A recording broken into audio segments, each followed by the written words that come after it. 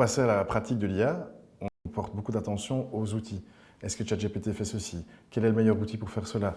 On va pouvoir aborder ça vraiment en détail. On va voir concrètement ce que chaque outil peut faire. Mais je vous demande juste de faire attention à ces trois choses ici. Un, peu importe l'outil que vous allez utiliser, essayez de comprendre ce qu'il va faire et quelles sont ses capacités et de comprendre que ce n'est souvent pas le seul outil à faire ça ou le seul moyen d'arriver au résultat. Essayez vraiment de comprendre ça. Qu'est-ce qui se passe derrière l'outil? Certains outils vous rendent plus facile l'accès à certaines fonctions. Donc, essayez de voir derrière l'outil quelle est la fonction qui est utilisée. Maintenant, on va regarder la question de quel outil utiliser. C'est la question qui revient tout le temps. Alors ici, je vous ai fait une petite photo pour vous montrer que l'IA, c'est un peu comme une grande forêt. Et à l'entrée de cette forêt, la GenAI Forest que vous voyez ici, il y a un portail vers la forêt qui s'appelle ChatGPT. Et pour beaucoup de gens, on entre dans l'IA par ChatGPT. Et ChatGPT, pour certains, c'est la forêt. ChatGPT, c'est l'entrée de la forêt, c'est le sommet de l'iceberg, c'est la pointe de l'iceberg, mais ce n'est pas la forêt. Alors, quand vous allez entrer dans cette forêt, vous allez voir un peu au loin Copilot. Et pour certaines personnes qui travaillent dans des milieux corporate ou en entreprise, Copilot, c'est la forêt aussi. J'ai une licence Microsoft Copilot, donc j'ai l'IA et je n'ai pas besoin de faire autre chose. Et bien, ces gens-là, ils vont vite se rendre compte qu'ils sont en fait cantonnés à une petite partie obscure de la forêt, que ça sert si on veut être un petit peu à l'abri et faire un petit feu de camp la nuit, mais si on veut découvrir du territoire et conquérir du terrain, Copilot, ça ne va pas vous amener bien loin.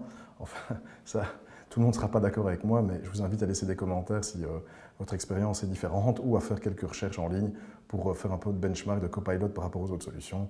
Et puis, vous retrouverez peut-être plus loin dans la forêt et on va aller voir un petit peu au-delà de ces solutions ChatGPT, Copilot, de quoi est fait la forêt IA. Première famille d'outils, les outils que j'appelle à usage générique, donc les Large Language Models principalement. Dans cette famille d'outils, vous allez retrouver ChatGPT, Claude, Gemini, Perplexity et Microsoft. Donc je vous ai dit, c'est la famille principalement composée de LLM, donc Large Language Model. Tout le monde connaît ou presque ChatGPT. Claude, c'est un outil globalement équivalent qui a été lancé par une partie de l'équipe initiale d'OpenAI qui a quitté pour lancer une alternative plus respectueuse de la vie privée avec des ambitions plus éthiques. Donc, vous allez voir dans Claude, sous certains aspects, est derrière ChatGPT, mais sur d'autres, Claude n'a rien à envier à ChatGPT, donc c'est vraiment le petit frère méconnu de la famille des LLM, mais à découvrir. Dans cette famille, je regroupe aussi Perplexity et Microsoft Copilot. Pourquoi est-ce que je les mets entre parenthèses? Parce que Perplexity, c'est un petit peu l'enfant de Google et de ChatGPT. D'un côté, il vous permet de faire des recherches, d'aller voir des infos en temps réel, donc c'est sa première force. Deux, de vérifier des sources. Vous cherchez des données en temps réel et vous avez pas mal de sources. Ça, c'est la force de Perplexity. Mais derrière Perplexity, on retrouve en réalité, de manière embarquée, les autres LLM comme ChatGPT et Claude.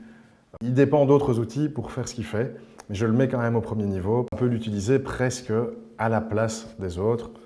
Tout dépend évidemment des usages, mais donc je trouve qu'il mérite sa place là. Alors j'ai été obligé de mettre Microsoft dedans, parce que sinon on aurait dit que j'en ai oublié. Je n'ai pas mis tous les outils LLM, bien sûr, il y en a beaucoup plus que ça. Mais j'ai mis Microsoft, et pourquoi j'ai mis Microsoft, entre parenthèses, ben, c'est pour vous dire que si on vous fait croire que Microsoft est un outil qui suffit à déployer dans votre entreprise, ben, c'est faux. En tout cas, je considère que c'est faux. Donc, les parenthèses, c'est pour vous rappeler qu'il ne faut pas le croire. Si ce n'est pas votre expérience, laissez un commentaire, envoyez-moi un message ou allez faire une recherche Google ou une recherche Perplexity sur pourquoi est-ce que Microsoft Copilot est considéré comme inférieur aux autres LLM et vous aurez toutes les réponses. Deuxième famille d'outils, c'est les outils que j'appelle outils à usage spécifique. Ce que je veux dire par là, c'est qu'ils sont vraiment spécialisés. Vous avez par exemple un Midjourney qui est spécialisé pour la génération d'images, Sora d'OpenAI qui est spécialisé dans la production de vidéos. C'est vraiment toute une famille d'outils qui font une chose et qui le font bien. Là où les LLM, ils font plusieurs choses, plus ou moins bien. Ils sont donc polyvalents pour la première catégorie, spécifiques, spécialisés pour des outils comme la famille Midjourney, etc. Troisième catégorie d'outils, elle est énorme, c'est tous les outils avec IA embarqués. Vous utilisez sans doute plusieurs SaaS, donc software as a service, donc plusieurs logiciels. Aujourd'hui, tous les jours, on voit des fonctionnalités IA apparaître dans tous les outils. Et le but de ces SaaS, c'est de faire ce que vous pourriez faire en dehors. Et donc, vous allez retrouver ces fonctionnalités dans tous les outils. On est belge, donc Cocorico pour Odoo. qui a mis du temps mais qui a rattrapé son retard, mais d'autres outils comme Canva ou HubSpot essaye, enfin, ou en tout cas embarque l'IA dans pas mal de fonctionnalités. Et c'est ce que j'appelle les outils d'IA embarqués. Encore une fois, utilisez-les si ça fait le job pour vous, mais souvenez-vous qu'il y a une première catégorie qui rend tout ça possible et ne confondez pas le véhicule de l'outil. Quatrième catégorie d'outils, et ça c'est vraiment la catégorie des outils qui sont, je veux dire, radicaux, des outils complètement neufs qui permettent, par exemple, à partir d'un prompt, de générer une application. Donc vous pourriez aujourd'hui recréer Uber ou LinkedIn. Enfin, il y a eu des tests. Je pense que Reid Hoffman, qui était le fondateur de LinkedIn, qui a vendu LinkedIn à Microsoft, a utilisé un des outils ici pour recréer LinkedIn à partir d'un prompt. Eh ben, il est arrivé assez loin dans le processus. Et donc Bolt, Lovable et Windsurf sont vraiment une famille d'outils complètement nouveaux qui permettent de créer des sites web, du code et des choses complètement nouvelles à partir d'un simple prompt.